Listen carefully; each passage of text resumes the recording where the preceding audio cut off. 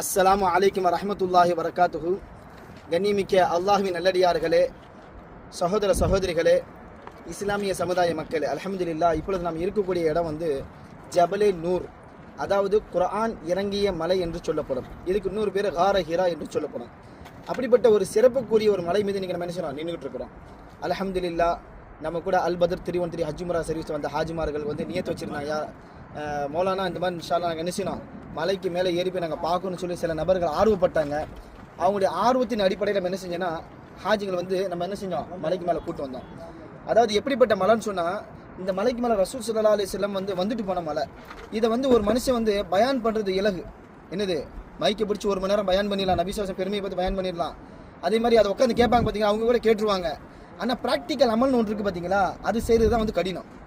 அதை யார் ஒரு மனிதர் தன் வாழ்க்கையில் செஞ்சு பார்க்குறாரோ, அப்போதான் அந்த மனிதனுக்கு வந்து இஸ்லாம்னா என்ன, தியாகம்னா என்ன, ரசூலுல்லாஹி ஸல்லல்லாஹு அலைஹி வஸல்லம் எப்படிப்பட்ட தியாகங்களை செஞ்சுருக்கிறாங்க, அவங்களுக்கு உணவு கொண்ட கதீஜத்துல் குப்ரா ரலியல்லாஹு தஆலா அன்ஹா அவங்க எவ்வளோ பெரிய தியாகங்களை செஞ்சுருக்கிறாங்க. இதையெல்லாம் வந்து ஒரு முன் உதாரணம் நமக்கு.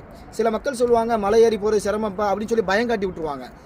நம்ம வந்து ஒரு செயலை செய்ய போகிறவங்களுக்கு ஆர்வம் ஊட்டணுமே தவிர அவங்கள பயம் காட்டி என்ன செய்யக்கூடாது, அமல் செய்ய விடாமல் தடுக்கக்கூடாது. ஒரு மனுஷர் வந்து நான் மலைக்கு மேலே போகணும்னு ஆசைப்பட்டா அவருக்கு வந்து ஆர்வம் கொடுக்கணும். ஆர்வம் கொடுத்துச்சா போய் பார்த்துட்டு வாங்க எல்லாம் உங்களுக்கு பரக்கச்சி வாங்கிட்டு என்ன செய்யணும், ஆர்வம் ஊட்டணும். நீங்கள் ஏறதுக்கு முன்னாடியே நீங்கள் ஏறி போறீங்களா, சரியாக போவீங்களா, மழை அப்படி இருக்குமே இப்படிலாம் சொல்லி என்ன செய்யக்கூடாது, பயமுறுத்தக்கூடாது. ஏன்னா அவங்க செய்யக்கூடிய அந்த நல்ல மலை என்னாவும் கெட்டு போயிடும். நிறைய பேர் என்ன சொல்கிறாங்கன்னா, இந்த மலைக்கு மேலே ஏறி போனால் நன்மை கிடைக்குமான்னு கேட்குறாங்க. அதுக்கு நாங்கள் ஒரு தவாஃப் செஞ்சுருவோமே, ஒரு உம்ரா செஞ்சுருவோமேங்கிறாங்க. இதுதான் வந்து அறிவு இல்லாமல் யோசிக்கிறது. அதாவது அல்லாஹ்வுடைய தூதர் ஸல்லல்லாஹு அலைஹி வஸல்லம் சுன்னத்தில் இதுவும் ஒரு சுன்னத்து தான். என்னது, இதுவும் சுன்னத். ஏறி வந்து பார்க்கணும். வாழ்க்கையில் ஒரு முறையாவது அல்லாஹ் தஆலா வாய்ப்பு கொடுத்தா இன்ஷா அல்லாஹ் என்ன செய்யணும், வந்து ஏறி பாருங்க. அல்லாஹ் யாருக்கு தாக்கத்தை கொடுத்துருக்கானோ, சஹீஹ் சலாமத் 2 காலை கொடுத்துருக்கானோ வந்து ஏறி பாருங்க. இன்ஷா அல்லாஹ் பெரிய விஷயம்லாம் ஒன்றும் கிடையாது. ஏன்னா சிறப்புக்குரிய ஒரு மலை. எப்படிப்பட்ட மலைனா, அல்லாஹ் குர்ஆனை இறக்கத்துக்குன்னு இந்த மலையை வந்து தேர்ந்தெடுத்துக்கிறான். எத்தனையோ மலைகள் இருக்கு பாருங்களேன். இந்த மலைகளுக்கு மத்தியில் அல்லாஹ் மட்டும் ஏன் இந்த மலையை தேர்ந்தெடுக்கிறான், இது சிறப்புக்குரிய ஒரு மலை. ஜபலே நூர், நூர்னு என்னது, வெளிச்சம், பிரகாசம். அப்படி ஒரு மலையை அல்லாஹ் தேர்ந்தெடுத்தான். இந்த மலைக்குள்ள நபி ஸல்லல்லாஹு அலைஹி வஸல்லம் வர வச்சான்.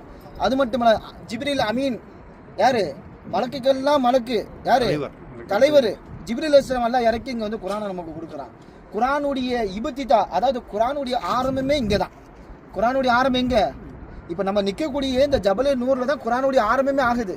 அப்படிப்பட்ட இடத்துக்கு அல்லாஹ் நம்மளை அழைச்சிட்டு வந்திருக்கான்னு சொன்னால் இது தௌஃபீக். அல்லாஹ் நமது மீது என்ன செஞ்சிருக்கான், கிருபை காட்டியிருக்கிறான். கிருபை உள்ள மனிதர்கள் தான் இந்த இடத்துக்கு வந்து அடைய முடியும்.